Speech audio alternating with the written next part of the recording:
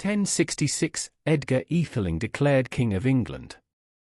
In the tumultuous year of 1066, England was rocked by a series of events that culminated in multiple claims to the throne. Amidst this power struggle, Edgar Ætheling, a young Anglo-Saxon prince, was briefly declared King of England after the death of King Harold II at the Battle of Hastings.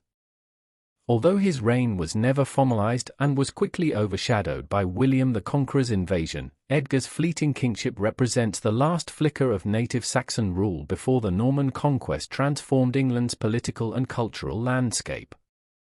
Edgar was the grandson of Edmund Ironside, who had briefly ruled England in 1016 before being ousted by Knut the Great.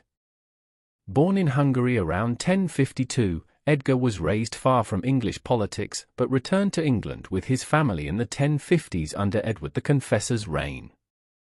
As Edward was childless, some considered Edgar a potential heir.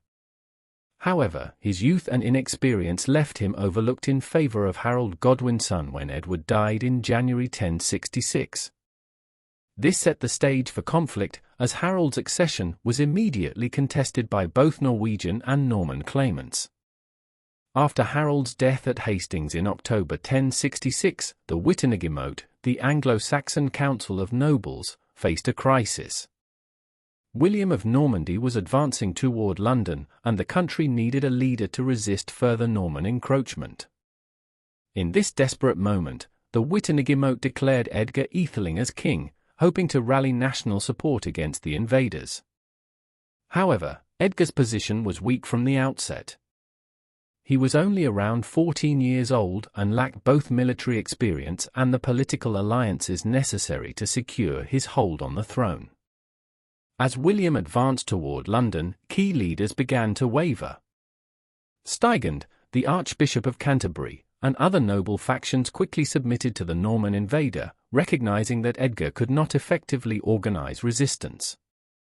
With the nobility unwilling to stand behind him, Edgar's brief claim to the throne evaporated. By December 1066, Edgar and his supporters formally submitted to William at Berkhamsted, paving the way for the Norman coronation on Christmas Day at Westminster Abbey. Edgar's failed kingship was the last serious attempt to preserve Anglo-Saxon rule in England. Though his reign lasted only weeks and never solidified into a functional government, Edgar Ætheling's declaration as king holds symbolic significance. It represents the final attempt by the Anglo-Saxons to maintain their sovereignty in the face of Norman conquest. Edgar would continue to play a role in English resistance, supporting various rebellions against William before eventually going into exile. However, he never regained the throne, and the Norman influence reshaped England permanently. Thus, the brief kingship of Edgar Ætheling in 1066 was a poignant moment of transition.